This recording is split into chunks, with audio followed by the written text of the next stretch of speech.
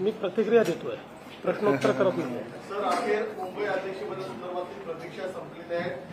अमित साटम आता नवे अध्यक्ष मुंबईला मिळालेले काय? गेला एक प्रदीर्घ काळ सन्माननीय श्री आशिष शेलारजी यांनी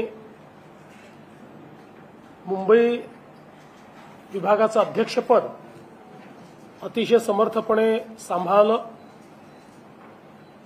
2017च्या महानगरपालिकेच्या निवडणुका असतील, लोकसभा विधानसभेच्या निवडणुका असतील, त्यात अतिशय उत्तम काम त्यांनी केलं। मध्यंतरीच्या काळात जेव्हा ते मंत्री होते त्या काळामध्ये मंगलप्रभात लोढाजींनी देखील अतिशय चांगल्या पद्धतीनं मुंबई अध्यक्षाचं कार्यभार हा सांभाळला आणि पुन्हा आशिषजींकडे मुंबई अध्यक्षपदाची धुरा आली आणि त्यांच्या नेतृत्वात मुंबईमध्ये भाजपला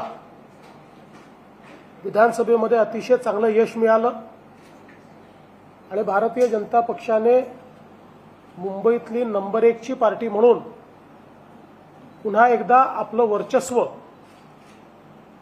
सिद्ध केलं आणि आता नवीन संघटनात्मक रचनांमध्ये आशिषजींकडे आता मंत्रिपदाचा भार आलेला आहे आणि भारतीय जनता पक्षाने आपला नवीन अध्यक्ष मुंबईकरता निवडलेला आहे। आमचे महाराष्ट्राचे अध्यक्ष रवींद्र चव्हाणजी यांनी कोर कमिटीच्या सर्व सदस्यांशी चर्चा करून आणि वरिष्ठांची चर्चा करून श्री अमित साटम जे आमदार आहेत, 3 वेळा आमदार म्हणून निवडून आले, त्यापूर्वी नगरसेवक म्हणूनही काम केलेलं आहे आणि भारतीय जनता पक्षामध्ये एक प्रदीर्घ अशा प्रकारचा त्यांचा कार्यकाळ राहिलेला आहे। संघटनात्मक अनेक जबाबदाऱ्या यापूर्वी देखील त्यांनी पार पाडलेल्या आहेत आणि विधानसभेमध्ये एक अभ्यासू आणि आक्रमक अशा प्रकारचा आमदार म्हणून त्यांची प्रतिमा आहे। विशेषतः मुंबईच्या प्रश्नांची जाण आणि ते प्रश्न सोडवण्याकरता जी काही कल्पकता पाहिजे ती देखील त्यांच्याकडे आहे आणि मला विश्वास आहे की आता निश्चितपणे येत्या काळामध्ये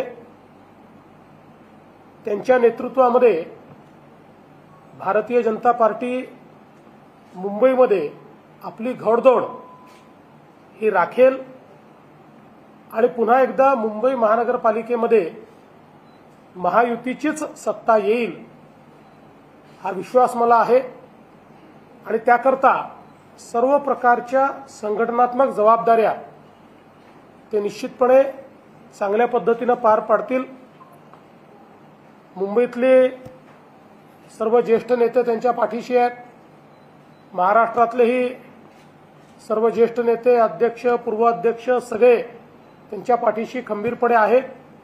त्यामुळे मला विश्वास आहे की यावेळी त्यांच्या नेतृत्वामध्ये मुंबईत भाजपा एक नवीन रेकॉर्ड तयार करेल आणि त्याकरता श्री अमित साटम यांना मी मनापासून शुभेच्छा देतो आणि एक उज्ज्वल कारकीर्द त्यांची असावी अशा प्रकारची प्रार्थना ईश्वराच्या चरणी करतो। धन्यवाद।